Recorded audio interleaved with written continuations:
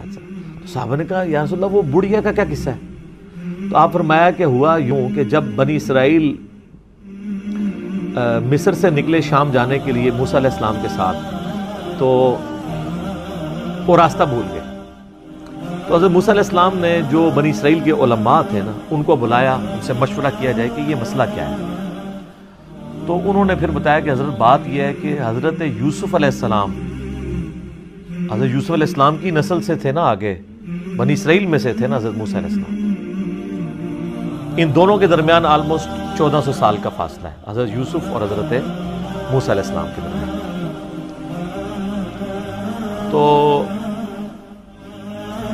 حضرت موسیٰ علیہ السلام کو انہوں نے کہا کہ جب حضرت یوسف علیہ السلام کی موت کا وقت قریب آیا تھا نا، تو انہوں نے بنی اسرائیل سے ایک عہد لیا تھا کہ جب کبھی بھی تم واپس ملک شام گئے نا، کیونکہ اصل ان کا وطن تو شام تھا، وہ تو حضرت یوسف علیہ السلام سورہ یوسف میں آتا ہے نا کہ بکھ کے وہاں تک پہنچے، پھر اللہ نے وہاں ان کو مرتبہ دیا تو بنی اسرائیل وہاں پہ شفٹ ہو گئے.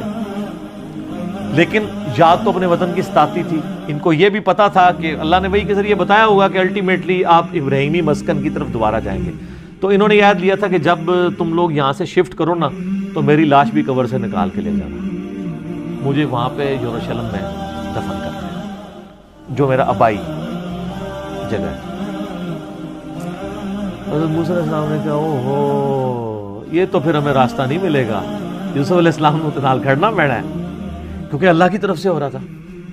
ان کا اچھا ٹھیک ہے جی بتاؤ قبر کی طرف. ان کا جی قبر بھی نہیں پتا ہمیں، کیونکہ اس زمانے میں مزار نہیں ہوتے تھے.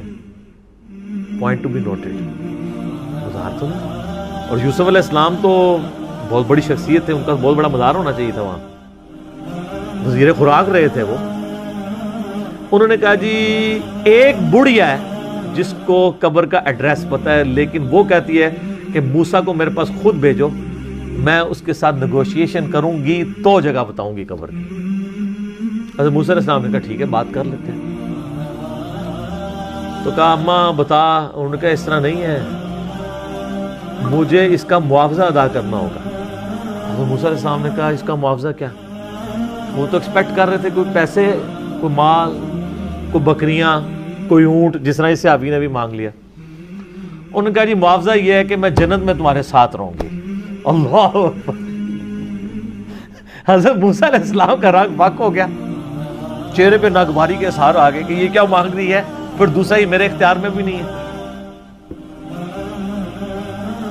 تو حدیث کے الفاظ ہیں اللہ تعالیٰ نے اسی ٹائم حضرت موسیٰ کو وحی کی کہ آپ کمٹمنٹ کر لیں اس کے ساتھ. اوہ ہائے دینے والا تو اللہ ہے نا جی. موسیٰ علیہ السلام نے کہا ٹھیک ہے.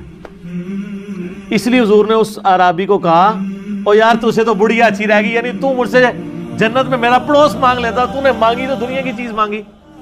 جس طرح کہ صحیح مسلم میں آتا ہے کہ ایک صحابی تھے ربیہ، نبی علیہ السلام کو وضو کروایا کرتے تھے. ایک دن سمندر رحمت جوش میں آیا، فرمایا سل ربیہ، ربیہ کیا مانگتا ہے؟ وہ بھی تیاری کر کے بیٹھے تھے. انہوں نے کہا یا رسول اللہ جنت میں آپ کا پڑوس. ہو سکتا ہے اس واقعے کے بعد یہ ہوا ہو، انہوں نے یہ بات سنی ہوئی ہو، اہم ممکن ہے، یہ میری اسیسمنٹ ہے. تو آپ فرمایا اور بھی کچھ مانگ لیں. ان کا نہیں یا رسول اللہ اس کے بعد تو مجھے کچھ نہیں چاہیے. تو آپ نے فرمایا پھر کثرت سجود سے میری مدد کر، یعنی اللہ کی عبادت کر کثرت کے ساتھ، میری شفاعت بھی تیرے کام آئے گی، الٹیمیٹلی تجھے جنت میں میرا پڑوس مل جائے گا انشاءاللہ. اچھا تو اب وہ بڑھیا نے کہا کہ جی میں آپ کو پتہ بتاتی ہوں. اب وہ بڑھیا جناب ان کو ایک تالاب کے اوپر لے.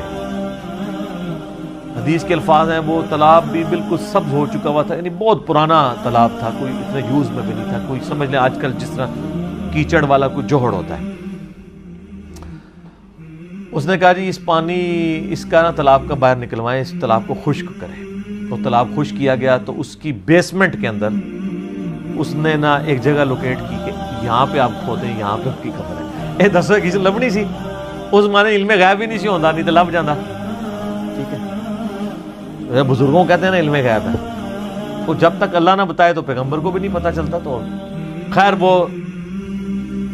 قبر کھودی اور حدیث کے الفاظ ہیں کہ انہوں نے حضرت یوسف علیہ السلام کا جسد انور نکالا تو پھر بنی اسرائیل کے لیے جو ہے نا راستہ بالکل واضح ہو گیا. پھر وہ اپنے سفر پہ چل پڑے. تو یہ حدیث ہے جس میں حضرت یوسف علیہ السلام کا جسد انور وہاں پہ شفٹ کرنے کی بات ہے۔